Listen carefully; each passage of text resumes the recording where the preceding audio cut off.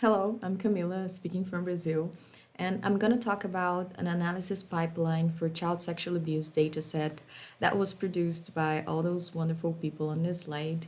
And this is a cooperation between the Federal University of Minas Gerais, the State University of Campinas, and the Federal Police of Brazil.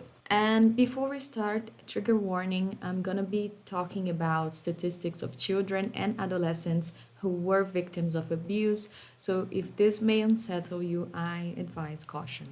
Okay, so one of the greatest concerns when we talk about child sexual abuse is the distribution of images of children that may or may not depict sexual content, but more importantly, these contents are used by adults for sexual purposes. This is called child sexual abuse material, or CSAM, as we're going to be calling from now on. Our work focuses on images, but any kind of such content is illegal in Brazil, as it is in many countries, to possess, to distribute, to sell, or even to produce. Hence, law enforcement spend a lot of time going through hard drives and other devices apprehended from suspects looking for evidence of CSAM. On a global scale, you have these organizations such as the National Center for Missing and Exploited Children, and they're already saying it's humanly unfeasible to process the massive amount of reports they receive on a monthly basis. So they're relying every day more and more on automated reports, which means we have this situation where there's exponential growth of novel CSAM production, a saturated capacity for human law enforcement to process that many content. And although this is a highly sensitive issue, automation is worth pursuing to build triage tools to expedite the work of law enforcement agencies. However, automation requires research, which in turn requires knowledge of the field. And what we see in the field of CSAM detection is a major issue of data inaccessibility for obvious reasons. The data is and should forever be private. That means it is difficult to do research on CSAM for many reasons, such as it's difficult to compare your work against other people since there's no established benchmark.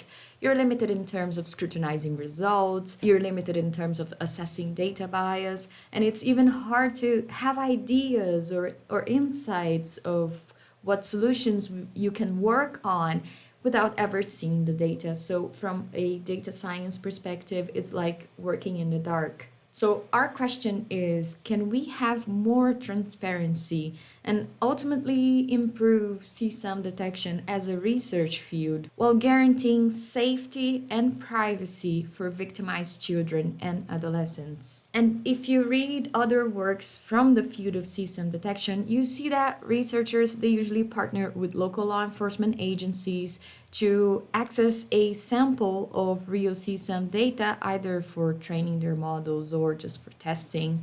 And this is necessary because law enforcement agents are the only ones with direct access to the data.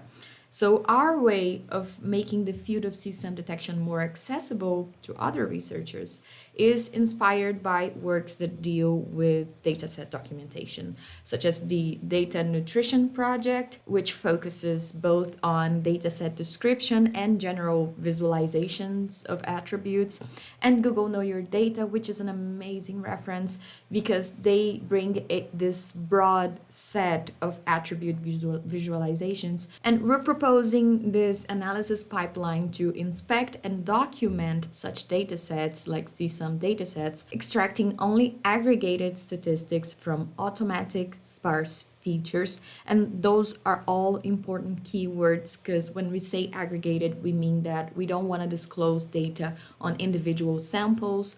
Automatic, as in we don't want to burden law enforcement with providing additional information on data sets.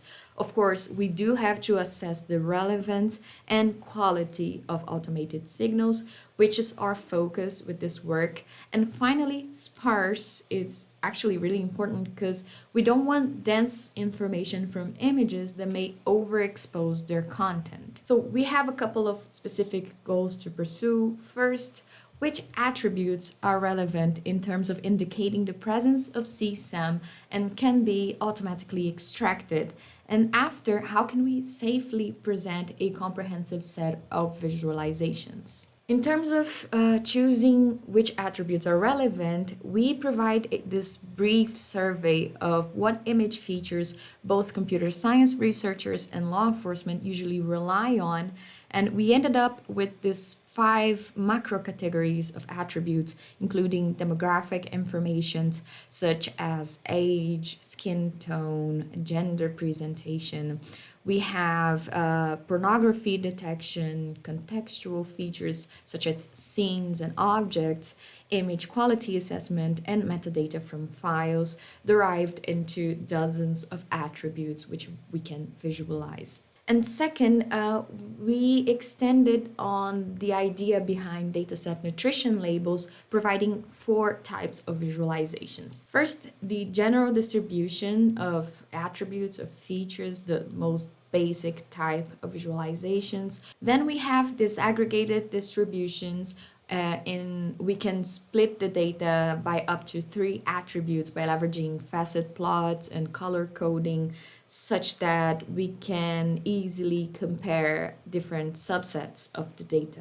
Co-occurrence heat maps allows us to compare pairs of attributes in terms of raw co-occurrence counts or normalized co-occurrence counts. And finally, we can also visualize pairs of attributes in terms of correlation. And here we use this metric of normalized pointwise mutual information corrected with respect to chance.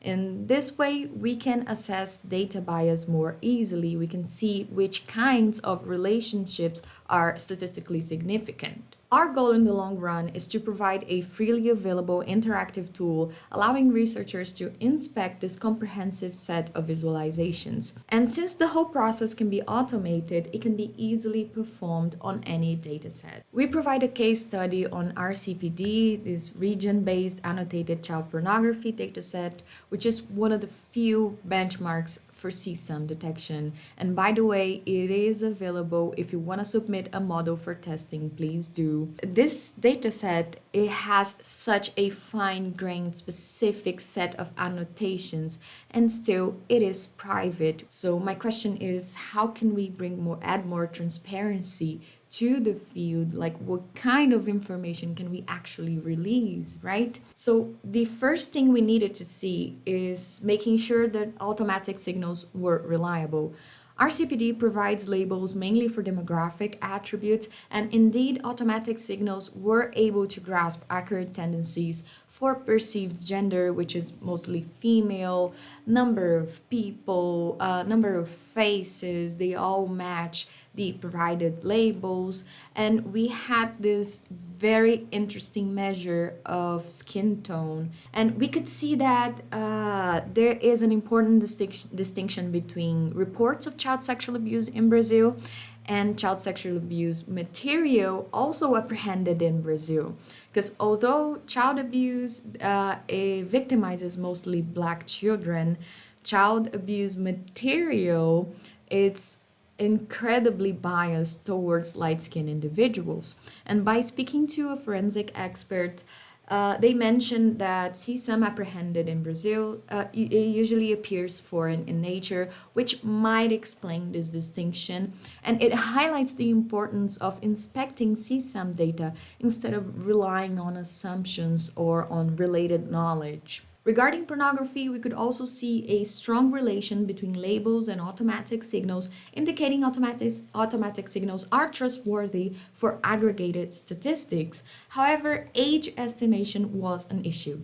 Estimating age for children and adolescents is still very challenging, and automatic labels could barely grasp the overwhelming majority in RCPD of children from 8 to 13 years old. And we could see this strong confusion where young children were confounded with young adults or even older people. For attributes which we didn't have labels, such as contextual information, we could still notice some interesting patterns, such as the predominance of indoor scene categories, which was an insight that forensic experts have brought to us, but now we have data to support it. And together with some strong correlations we found for object categories such as bed and sesame and teddy bears and sesame, we believe we bring evidence that contextual features are relevant as triage dimensions for a CSAM detection tool, although they do require improvements, such as specializing on CSAM related categories. So, the message here is that understanding CSAM is paramount if we really want to introduce automation to the process of inspection. So, we think we can expand the boundaries of CSAM detection by adding contextual features. We think it is worthwhile to assess data bias on CSAM datasets, which may surface some surprising facts about these data files. And most importantly, we want to bring safe publicity to CSAM documentation to the best of our abilities. And as for future work, well, the first thing we have to do is get the approval from an ethics review board to release a freely available tool such that other researchers can actually look at the data and have insights on top of it. And we're looking at documenting CSAM related databases such as age and pornography datasets that are usually used as training datasets. And we would also like to introduce the output of CSAM detection approaches as an analysis dimension to allow further scrutiny of those approaches, detection of biases, and overall a more thorough comparison of models. So this is really the first step we're giving towards assisting law enforcement with such an important task, and hopefully the community here can provide valuable feedback on how we can move forward. And now I would like to thank you, first of all, for your attention, and thanks to all these institutions that are financing our team members and our laboratories and allowing this work to happen. And most importantly, I want to thank our team members. I couldn't have done this without them. Now I'm ready for questions if you have any.